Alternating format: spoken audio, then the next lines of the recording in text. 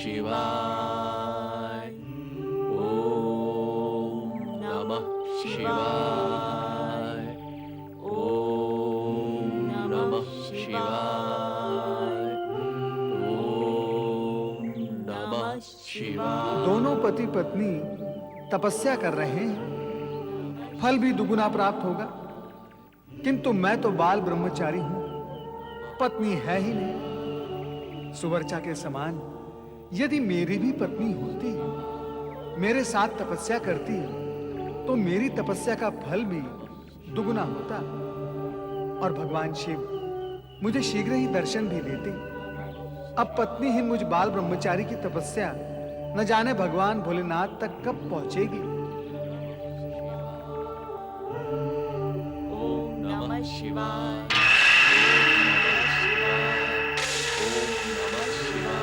महर्षि दधीचि एवं देवी सुवर्चा, आंखें खोलो। आंखें खोलो ऋषिवर, आंखें खोलो। भगवान भोलेनाथ, माता पार्वती, जय भोलेनाथ, जय माता पार्वती, जय भोलेनाथ। उठो ऋषिवर, जय माता पार्वती।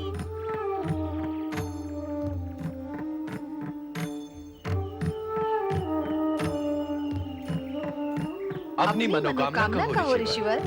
हे त्रिकालदर्शी, सर्वव्यापक, सर्वज्ञ, आप मेरे मन और मनोकामना दोनों से परिचित हैं। आपके मंगल दर्शन प्राप्त होने के पश्चात अब कौन सी कामना शेष रह जाती है देवेश्वर?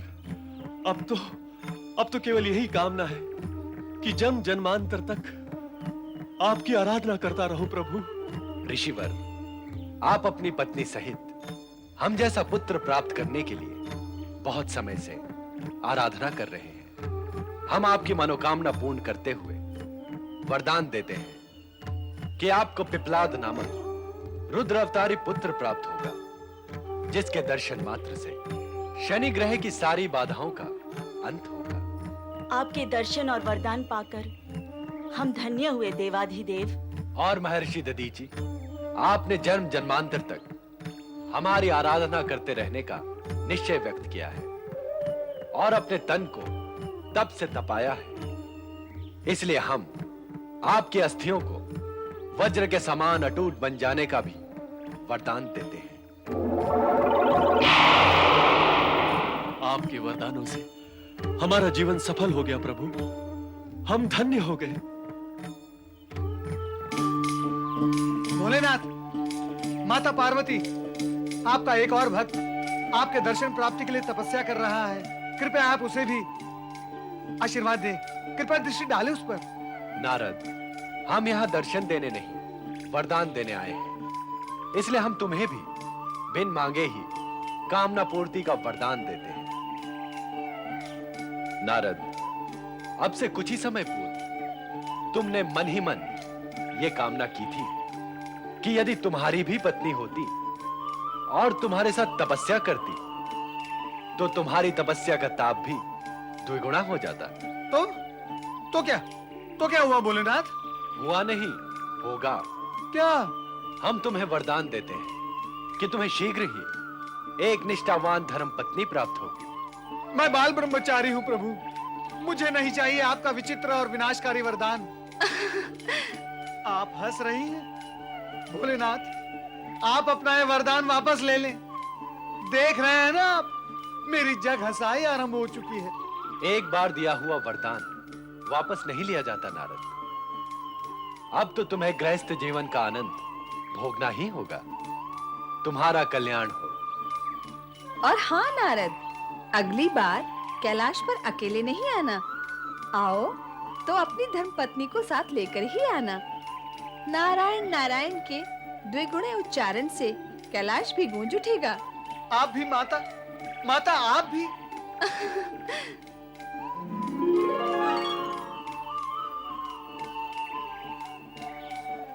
शुभ वरदान के लिए बधाई हो देवर्षि। हमारी मंगल कामनाएं आपके साथ है देवर्षि।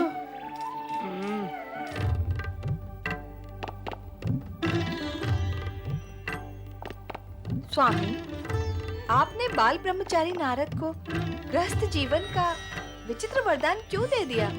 वरदान हमने दिया नहीं देवी, उन्होंने लिया है। अर्थात? नारद के मन में बैठे विचार एवं विकार से कामना उत्पन्न हुई और कामना से वरदान।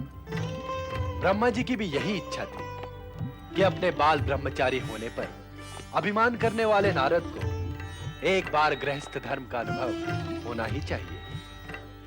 ऐं ह्रीं क्लीं चामुण्डायै जय स्वाहा। ऐं ह्रीं क्लीं चामुण्डायै जय स्वाहा। ऐं ह्रीं क्लीं चामुण्डायै जय स्वाहा। ऐं ह्रीं क्लीं चामुण्डायै। त्वष्टा ऋषि के शक्ति यज्ञ से एक नया घटना चक्र आरंभ होगा। त्वष्टा ऋषि के यज्ञ का प्रतिदान तो तुम्हें उसे देना ही था। ऐं ह्रीं क्लीं चामुण्डायै विद्ये या चाम्बा मधुकैटभ प्रमथनी या नमाहिषोन्मूलिनी या धूम्रेक्षण चण्डमुण्डमथिनी या रक्तबीजाशिनी शुंभ निशुंभ दैत्य दलिनी या सिद्ध लक्ष्मी परा या देवी नवकोटि शक्ति सहिता मां पातु विश्वेश्वरी। मेरे परम भक्त ऋषि त्वष्टा, माता, माता शक्ति, जगत जननी माता शक्ति की जय। मैं तुम्हारी शक्ति उपासना से प्रसन्न हुई। अपनी कामना पूर्ति का वरदान मांगो। माता, दर्शन देकर आपने मुझे कृतार्थ किया है। आपकी कृपा अपरंपार है। माता, यदि आप मुझसे प्रसन्न हैं, तो मुझे वरदान दे कि मैं इच्छित सिद्धि प्राप्त करके यज्ञ द्वारा अद्भुत चमत्कारों की सृष्टि कर सकूं। मैं जिसे चाहूं यज्ञ से उत्पन्न कर सकूं और उसे अतुल शक्ति प्रदान कर सकूं। माता, मैं तुम्हें इच्छित वरदान अवश्य दूंगी ऋषि त्वष्टा, किंतु सावधान, इसका दुरुपयोग कदापि ना करना। तथास्तु।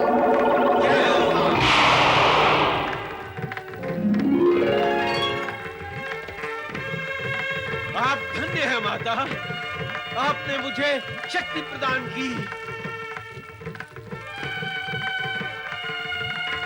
अब मैं आपके वरदान के प्रताप से वो कर दिखाऊंगा जो आज तक किसी शक्ति उपासक ने नहीं किया होगा। सर्व स्वरूपे सर्वेशे सर्वशक्ति समन्विते जय हो मां।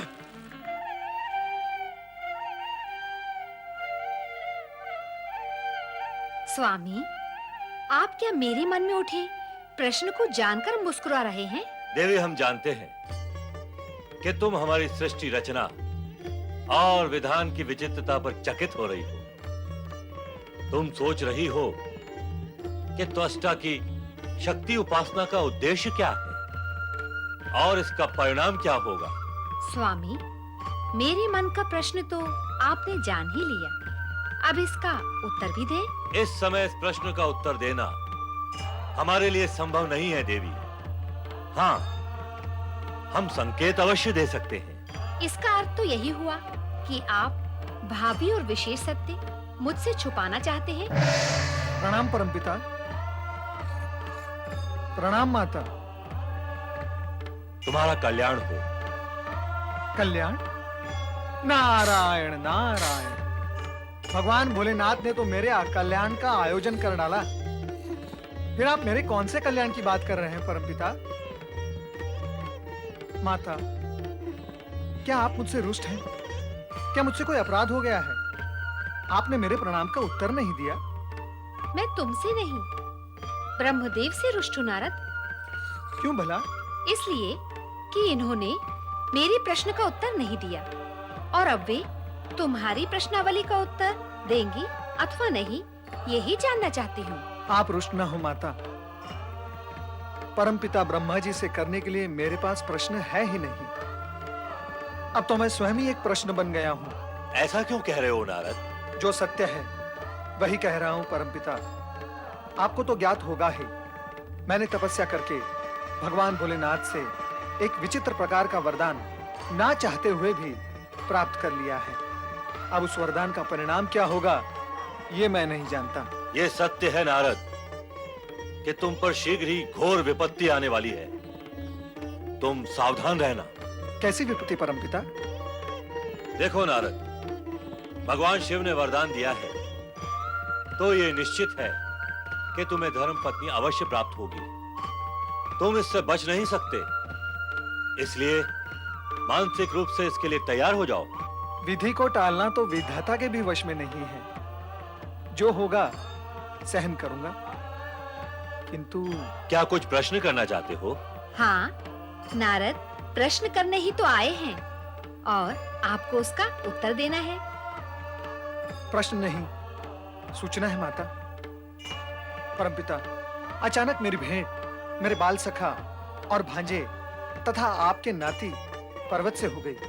वह आपका परम भक्त है, वह आपके नाम की धुन जगाता ही रहता है। ये तो हुई सूचना। अब कहो कि इस सूचना पर आधारित प्रश्न क्या है? यही कि आप अपने ऐसे परम भक्त को दर्शन क्यों नहीं देते, उसे ब्रह्मलोक में आने की स्थिति प्रदान क्यों नहीं करते? दर्शन और सिद्धि भक्तों और साधकों को प्राप्त होती है, और ये पर्वत न तो भक्त है और न ही साधक। किंतु परमपिता, वो तो मेरे जैसा रूप धारण करके सदा ही ब्रह्मदेवाय नमः जाप करता है। ढोंगी है वो, नाटक और आडंबर करता है, केवल बाहरी रूप संवार रखा है पर भीतर से शून्य है। दिखावा करके भ्रमित करना चाहता है सभी को। उसका मन तुम्हारी भांति भक्ति भावना में निष्ठापूर्वक रमा हुआ नहीं है नारद।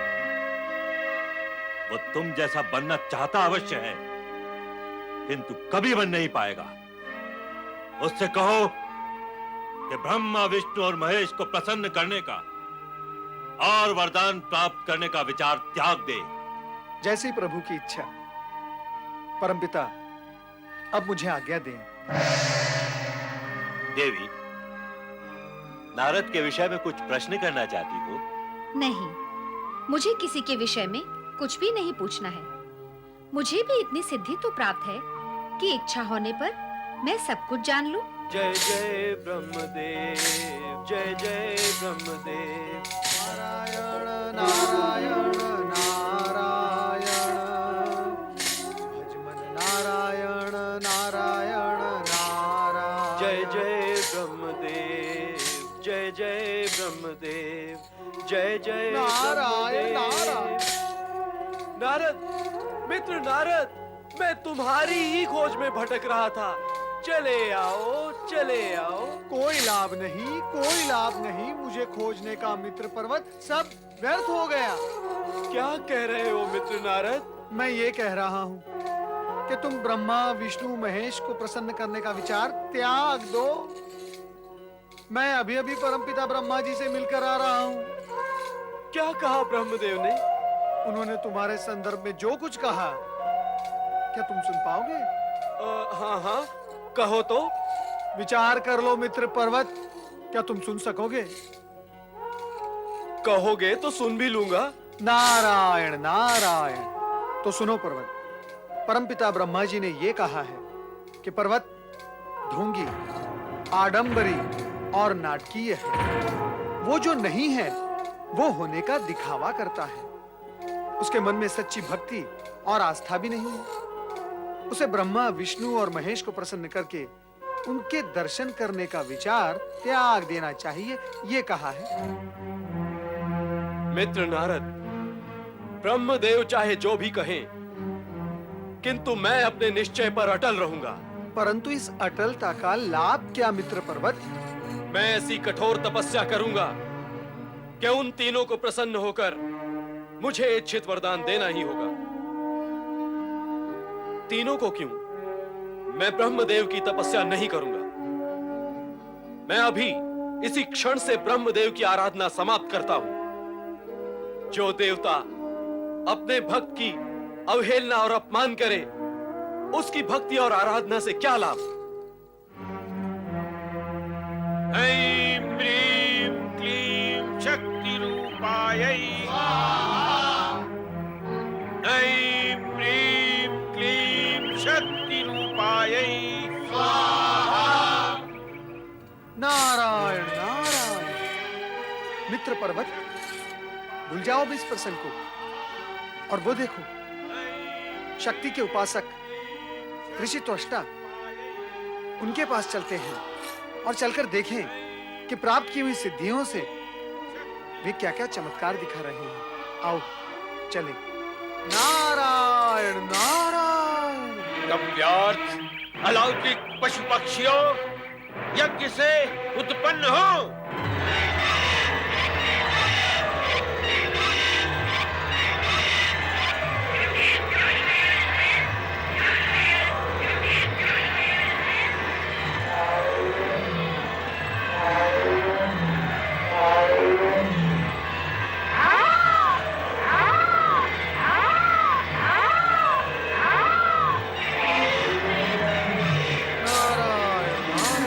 जय जय ब्रह्मदेव, नारायण नारायण। जय जय ब्रह्मदेव।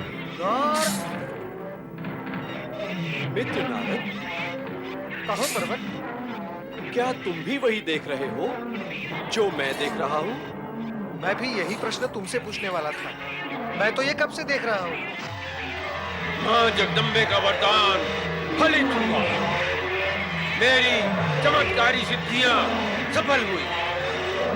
जय जगदम्बे मां।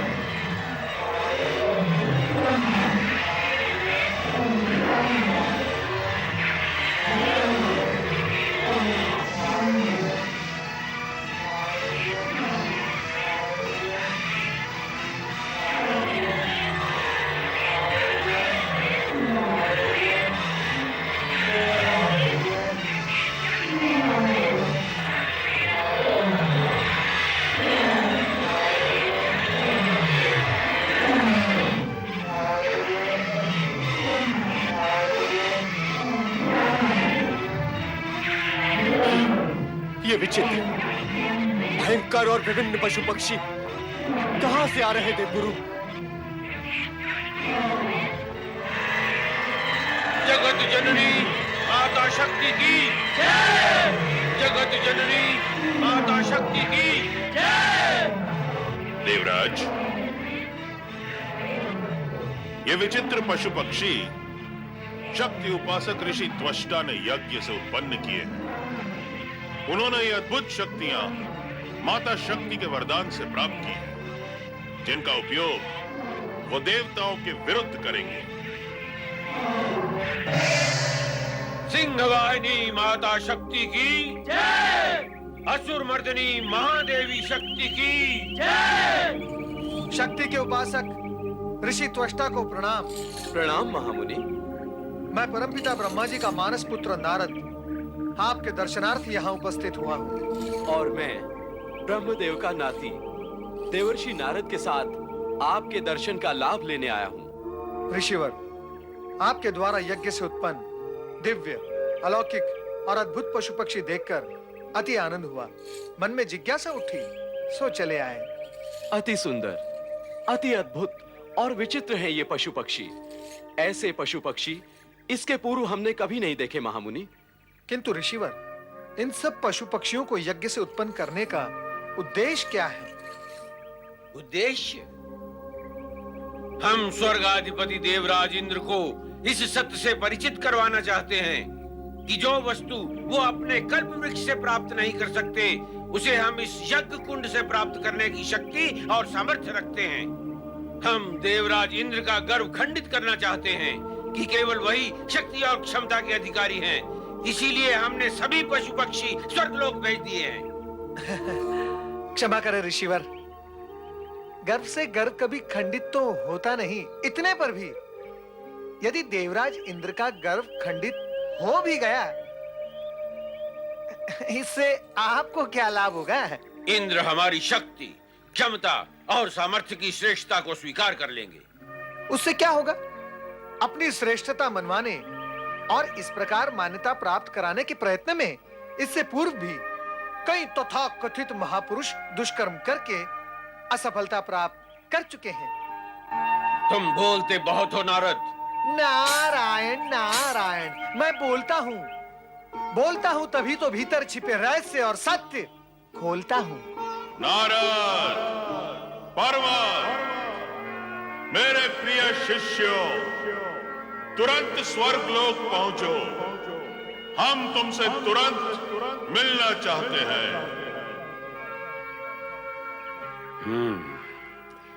लगता है इंद्र, देवगण और गुरु बृहस्पति हमारे चमत्कारों से प्रभावित हो चुके हैं। ऋषिवर, अब हमें आज्ञा दें। नारायण नारायण।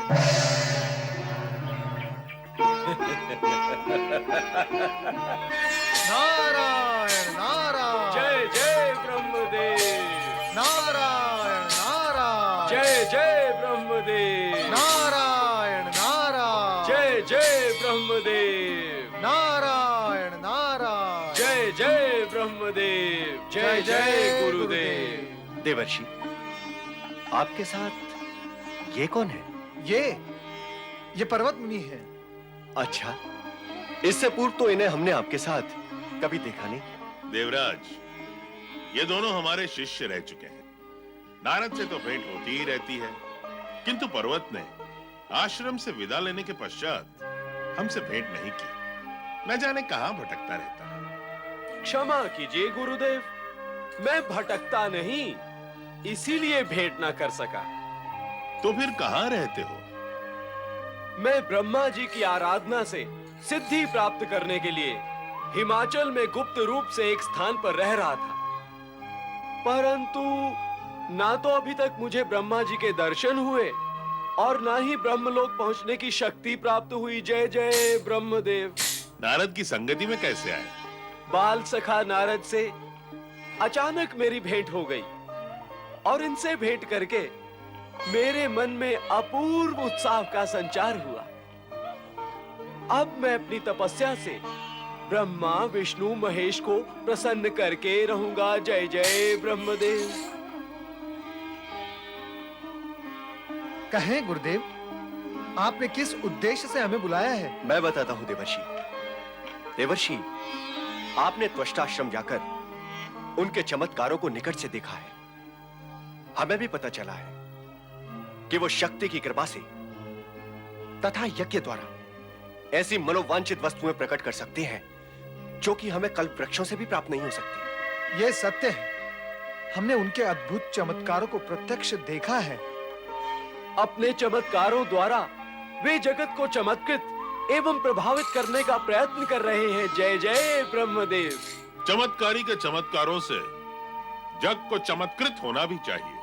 किंतु गुरुदेव, चमत्कार का उद्देश्य यदि... तुम उद्देश्य की चिंता ना करो नारद। देवराज इंद्र ये चाहते हैं कि चमत्कारी त्वष्टा को स्वर्ग में आमंत्रित किया जाए ताकि उनकी चमत्कारी सिद्धियों का उपयोग हमारे लाभ में हो। इससे अच्छा और क्या उद्देश्य हो सकता है उनके चमत्कारों का? क्या त्वष्टा ऋषि हमारे समान देह सहित स्वर्ग में आ सकते हैं? चमत्कारी त्वष्टा के लिए अब कुछ भी असंभव नहीं रहा। ऐसी स्थिति में अब तुम उन्हें स्वर्ग में आने के लिए प्रेरित करो। नारायण नारायण। स्वर्ग आने का निमंत्रण तो स्वयं देवराज को ही देना चाहिए। हाँ, अनुरोध करने का कार्य हम अवश्य कर ही सकते हैं।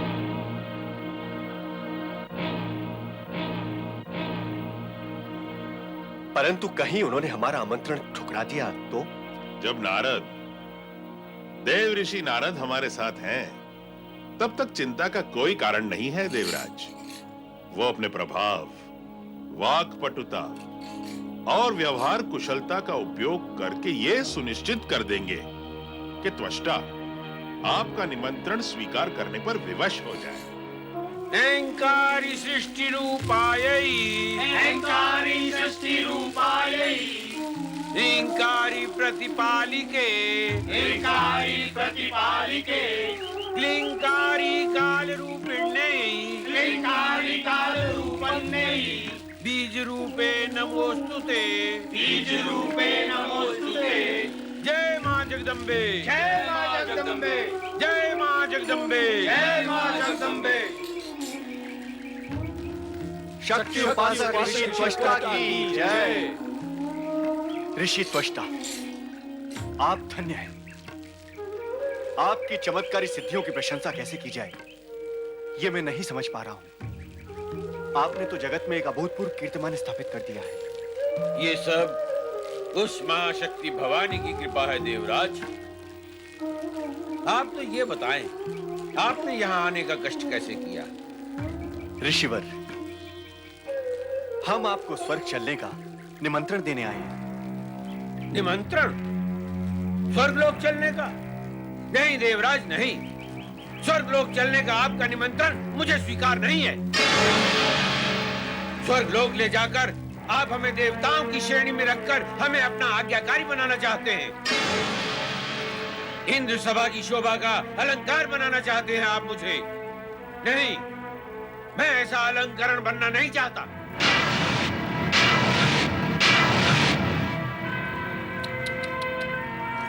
ऋषिवर, आपको भ्रम हुआ है। देवराज इंद्र आपके चमत्कार को मान्यता देकर आपको स्वर्ग में सम्मानित करना चाहते हैं।